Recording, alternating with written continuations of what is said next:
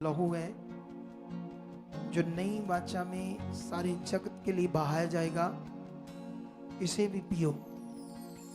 और उसने अपने चेलों को कहा, जो कोई मेरी देह खाता और लहू पीता उसमें जीवन है। और यीशु मसीह ने कहा, जब तक मैं नहीं आता तब तक मेरी इजादगिरी के लिए इसे करते रहना। इस बात को सीखो। आज हॉली कम्युनियन है। आज उन शब्दों को, उन वर्ड को जो यीशु मसीह ने चेलों के साथ कहे, उन्हें समझना और आगे बढ़ना सबसे मेन है हमारे लिए। क्योंकि अनंत जीवन पाना, जीवन में प्रवेश करना, इसीलिए हम अंधकार से चुनेंगे।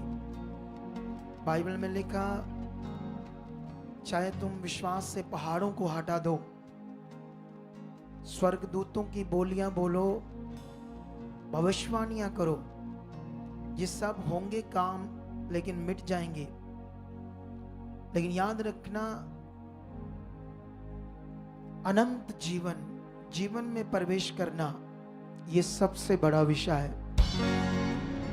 आपकी जिंदगी में क्या हालात है, क्या रोग है, ये छोटी छोटी बातें हैं। हम इतनी टेस्टिमनी के द्वारा सीख रहे थे, इसलिए अपने हाथों को उठाओ और धन्यवाद करो उस सर्वशक्तिमान का। गाइए।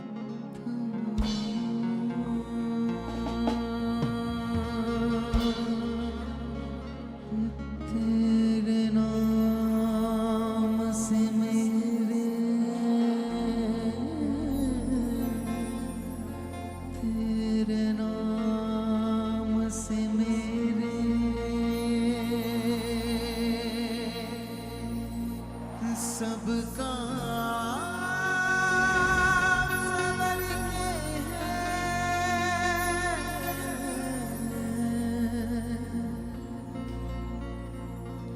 सिर्फ तेरी खुदाया प्रस्तिश करती है।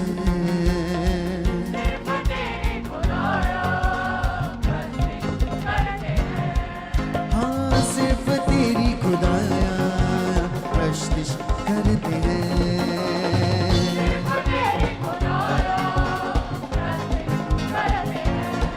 हाँ, सिर्फ तेरी खुदाया प्रस्तिश करते हैं।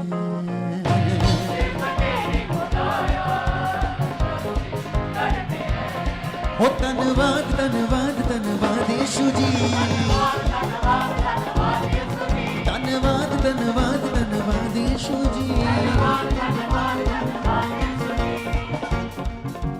हाथों को उठाओ और अपने लिए प्रार्थना करो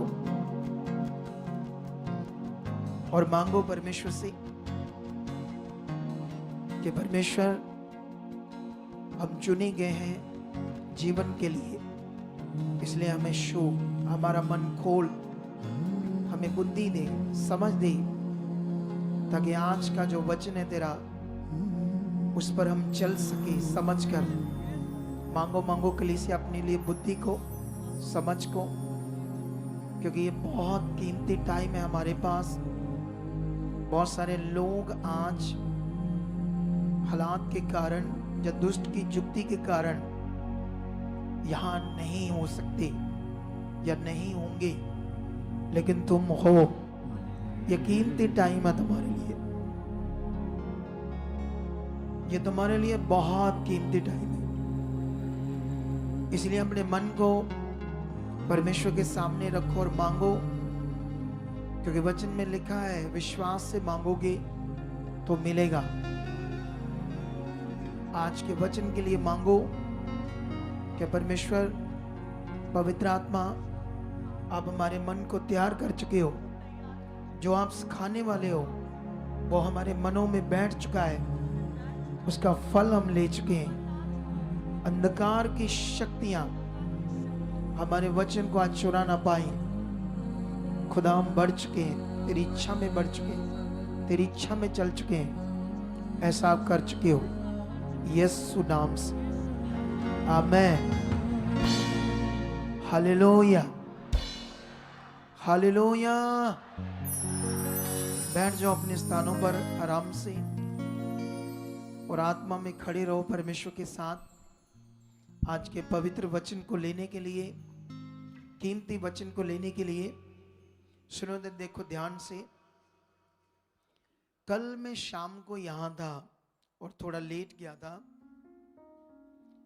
तो मैं 2 लोगों से मिला था कल। वैसे मैं बहुत सारे लोगों को कल टीच करके गया परमेश्वर के वचन को, लेकिन वो 2 बच्चे थे एबनॉर्मल। मैं चाहूंगा उन दोनों को इधर आगे ले आओ। वो 2 बच्चे एबनॉर्मल थे। वो जो सुन रहे हैं वो आगे आ जाओ, इस साइड में बैठ जाओ आकर, ताकि आज को आज जो परमेश्वर आपको सिखाना चाहता है अच्छे से, उसे आप लोग समझ पाओ। आमेन, हालेलुया। मैं चाहता हूं कि बहुत जल्द अभी हम राइट नाउ परमेश्वर को और उसके वचन को समझना स्टार्ट कर दें। इसलिए अपनी आंखों को एक बार फिर से बंद करो और फिर से मांगो परमेश्वर से कि परमेश्वर जो हम सुनने वाले हैं वो हमारी जिंदगी में बैठ चुका है, उसका फल हमें आ चुका है। यस, यीशु मसीह के नाम से पिता, ऐसा आप कर चुके हो। यीशु मसीह के नाम से ऐसा कर चुके हो। आमेन, हालेलुया। आप सारे खुश हो? कितना? खुदा की इच्छा थी कि जब यीशु मसीह जिंदा हुआ, एक साइड में उठा दो, एक साइड में।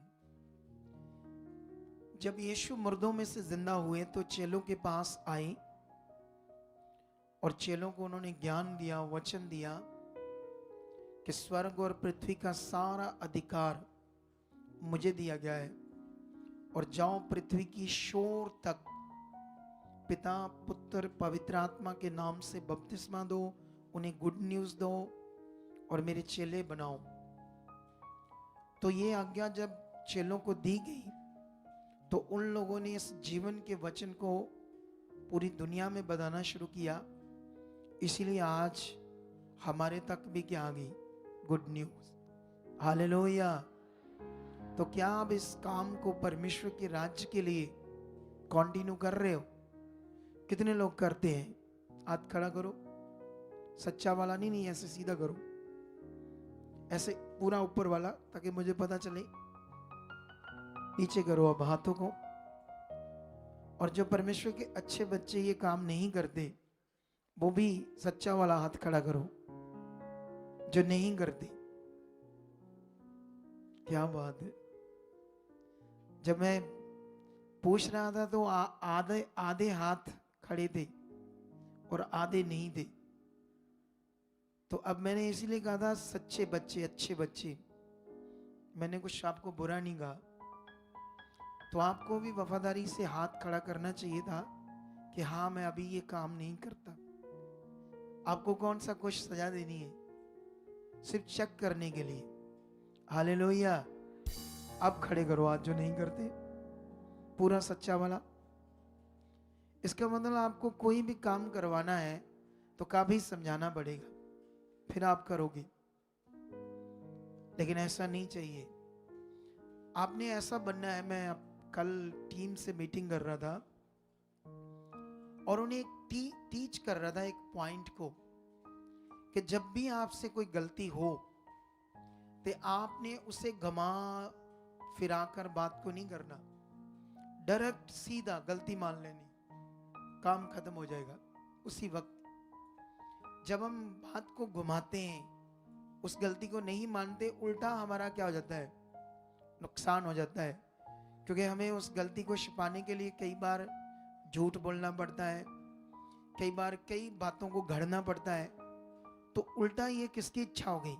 दुष्ट की, परमेश्वर की नहीं है। वचन में लिखा था, जब भी तुम गुनाह करो, पाप करो, से मान लो। क्या करो? लेकिन मैं गुनाह पाप की बात नहीं कर रहा, मैं बात कर रहा हूं सिर्फ गलती की, जो हम रूटीन में डेली करते हैं। आप जानते हो, मैंने 2 मीटिंग्स में परमेश्वर का वचन दिया आपको, परमेश्वर की इच्छा और मनुष्य की इच्छा। ये हैवी टॉपिक था हमारे लिए, अगर आप लोगों ने उसे ध्यान दिया है। क्योंकि कल भी मैं लोगों से जब मिल रहा था, हमारी जूम मीटिंग थी, तो जूम मीटिंग कुछ लेट थी और मैंने सोचा मैं क्या करूंगा वहां बैठकर, क्यों ना जितने भी लोग हैं चर्च में 30, 40, 50, इन लोगों से बात करता हूँ। इन लोगों को अगर मैं कितने भी मिनटों में इनकी नींव पक्की करूंगा तो ये बढ़ सकते हैं। कुछ ना कुछ तो इनके माइंड में परमेश्वर का वचन, परमेश्वर की आत्मिकता, वो समझ, वो ज्ञान जब बैठेगा तो इनको क्या होगा, भला होगा। हालेलुया। तो ये मैं हमेशा करता हूं, क्योंकि मुझे याद है वचन में लिखा तुम्हारा स्वभाव किसके जैसा हो, यीशु के जैसा। और मैंने देखा बाइबल के अंदर जब यीशु जिंदा हो चुका था मुर्दों में से, तो 2 जन एक अमाउस नगर को जा रहे थे और उस रास्ते पर थे और दुविधा में थे यीशु के बारे में कि यीशु इतने काम कर रहा था, इतनी चीजें हो रही थी, उसने पाप तो कोई नहीं किया, क्यों उसको क्रॉस पर चढ़ाया, क्यों उसे मार दिया। वो ये बातें नहीं जानते थे कि ऐसा क्यों हुआ। तो बाइबल में लिखा यीशु उनके पास प्रकट हुआ 2 जन के लिए। हालेलुया। और उनसे बातें करने लगा, उन्हें सब बातें समझाने लगा। जब बिल्कुल वो नगर के पास पहुंच गए तब उसने उनकी आंखें खोल दी और उन्हें समझ आया ये यीशु है, और मुर्दों में से क्या हो चुका है, जिंदा।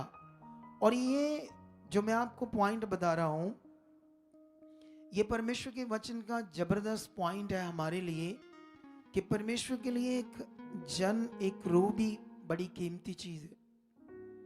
इसीलिए अगर जो लोग नहीं सुसमाचार दे रहे, इसका मतलब अभी मन की आंखें नहीं खुली, अभी उन्हें परमेश्वर का राज्य अच्छे से समझ नहीं आया, अभी भी कहीं ना कहीं नेगेटिविटी ने उन्हें रोक कर रखा है कि परमेश्वर के लिए ना जियो, परमेश्वर के लिए। आप जानते हो दुनिया में भी ज्ञान है परमात्मा का, परमेश्वर का, भक्ति भावना का, और वहां पर वो लोग नहीं जानते परमेश्वर के लिए जीना क्या होता है।